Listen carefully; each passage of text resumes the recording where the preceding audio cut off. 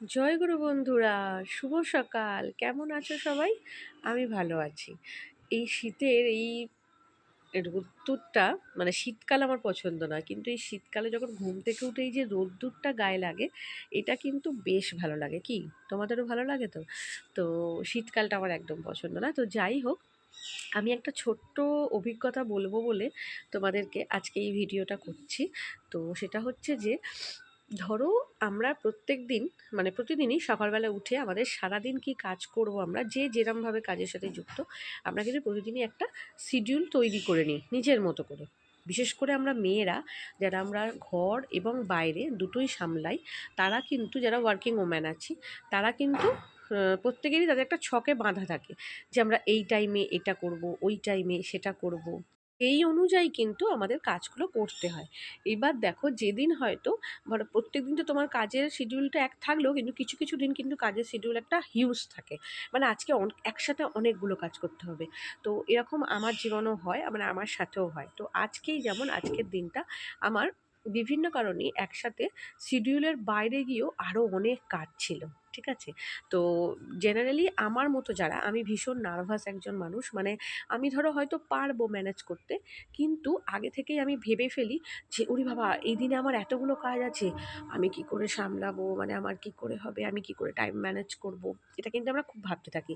Plus তার পাশাপাশি ফেসবুকে টাইম লাইন মেনটেন করতে হবে, তার পাশাপাশি মেয়ের সময় টময় আছে, তারপর আবার নিজের কাজ আছে, বেরোনো আছে, মানে বিভিন্ন রকম নিয়ে ভীষণ ঘেঁটেছিলাম কদিন ধরে, এবং আমি এটা সবসময়ই থাকি। ঠিক আছে? তো নিজের শিডিউল কাজটা বাদ দিয়ে যদি একটা দুটো কাজই অ্যাড হয়ে যায়, তখনই আমার টেনশন হয়ে যায়। তো সেটা অনেকেরই হয়। এই জায়গা থেকে আমি বলছি যে, মানে আমার এই ভিডিওটা যদি পুরোটা দেখো তাহলেই বুঝতে পারবে। অনেকে ভাবতে পারো যে সকাল সকাল কি ভাট বকতে চলে এসেছে অঞ্জনা।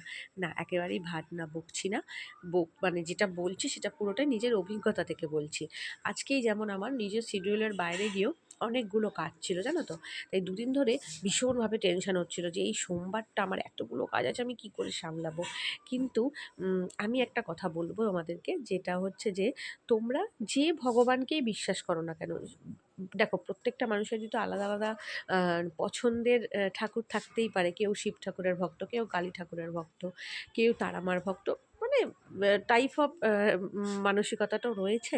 তো আমি বলবো, তোমার যা চিন্তা ভাবনা তুমি প্রতিদিন তাদের সাথে শেয়ার করো।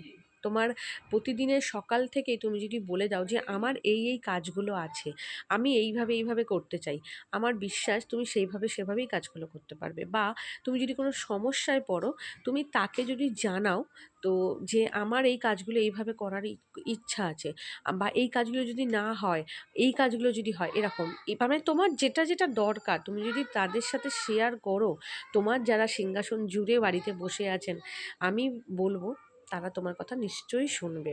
তোমাকে এত সুন্দরভাবে গাইড করে দেবে না, তুমি ভাবতেও পারবে। এতগুলো কথা আমি বললাম কারণ হচ্ছে আমার সাথেও ঠিক এটাই হয়, এটাই হয়েছে আজকে, এবং এটাই সবসময় হয়। সেটা হচ্ছে যে, আমি এই আজকের দিনের কাজগুলো নিয়ে ভীষণভাবে ডিস্টার্ব ফিল করছিলাম কদিন ধরে, যে আমি সোমবার দিনটা আমার প্রচুর কাজ আছে, আমি কি করে করব। তো ঠাকুরকে এটা বলছি, ঠাকুরকে আমি সব কথাই সকাল হলেই, আমাদের যখন ঠাকুরের সাথে একটা মানে বসে কথোপকথন হয়, তখন ঠাকুরকে আমি বলছিলাম কদিন ধরেই যে ঠাকুর আমি কি করে ম্যানেজ করব। কোথা থেকে যে পুরো ব্যাপারটা নিজের আয়ত্তে চলে এলো, মানে কিভাবে কাজগুলো ভেঙে দিল ঠাকুর। মানে হয় না, একটা কাজগুলো এক জায়গায় জড়ো হয়ে থাকে, সেখান থেকে পাট পাট পাট পাট একটা ইয়ে করে দেওয়া, এত সুন্দরভাবে হলো যে তোমার মাথা থেকে যে টেনশনটা, সেটাই চলে গেল। তাই গুরু ধরা খুব দরকার। মাথার ওপর একজন এমন মানুষকে রাখবে, এমন কাউকে রাখবে যে তোমাকে ঘিরে রাখতে পারবে, যে তোমাকে একা বাঁচতে দেবে না, যে তোমাকে, মানে মানুষ যেমন আমাদের দরকার, সেই হয় না, বলেন ভগবান মানুষের রূপে এসে তোমাকে সাহায্য করে, অবশ্যই করে। তার জন্য তোমাকে পাশে যেমন মানুষ রাখা দরকার, তেমনি ভগবানের ওপরও বিশ্বাস রাখো। ভগবান কিন্তু আছে এবং আজীবন থাকবে। ইউনিভার্সকে কোনোদিন অস্বীকার করো না। ইউনিভার্সের গুরুত্ব কিন্তু প্রচুর। তো যারা যারা ইউনিভার্সকে মেনে চলো, তারা আমি বলবো এই পদ্ধতিতে চলো, যে প্রতিদিন ইউনিভার্সকে যে যেভাবে মানো তাকে কিন্তু তোমার প্রতিদিনের নিয়মাবলীগুলো তোমরা প্রতিদিন জানাও। তাহলে দেখবে তোমরাও কিন্তু তোমাদের প্রত্যেকটা প্রবলেম কিভাবে সলভ করবে বা প্রত্যেকটা প্রবলেম কিভাবে সাজাবে, তোমরা কিন্তু এটা তার ওয়ে আউট পেয়ে যাবে। ভালো থেকো সবাই।